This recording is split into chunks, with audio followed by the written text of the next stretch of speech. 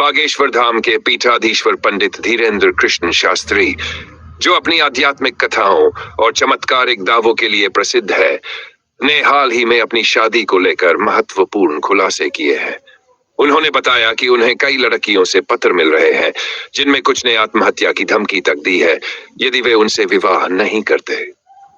इस बढ़ते दबाव के चलते धीरेन्द्र शास्त्री ने अपनी मां से कहा है कि वे उनके लिए उपयुक्त वधू की तलाश करें और उन्होंने जल्द ही विवाह करने का निर्णय लिया है।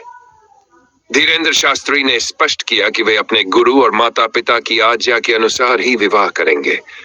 उन्होंने ये भी उल्लेख किया कि विवाह की तैयारियां शुरू हो चुकी है और वे शीघ्र ही सेहरा सजाने वाले हैं। अपनी शादी के आयोजन के संदर्भ में धीरेन्द्र शास्त्री ने मजाकिया अंदाज में कहा कि वे सभी को आमंत्रित करना चाहते हैं, लेकिन भीड़ को संभालना मुश्किल होगा। इसलिए उन्होंने सुझाव दिया कि शादी का लाइव प्रसारण किया जा सकता है ताकि अधिक से अधिक लोग इस शुभ अवसर का हिस्सा बन सकें। धीरेन्द्र शास्त्री की उम्र वर्तमान में 86 वर्ष है और वे मध्य प्रदेश के छतरपुर जिले के गरा गांव के निवासी हैं।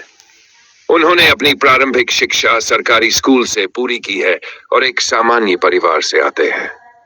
बागेश्वर धाम के मुख्य पुजारी के रूप में वे धार्मिक कथाओं के माध्यम से लाखों भक्तों को आध्यात्मिक मार्गदर्शन प्रदान करते हैं। धीरेन्द्र शास्त्री की शादी की खबर ने उनके अनुयायियों और मीडिया में उत्सुकता बढ़ा दी है।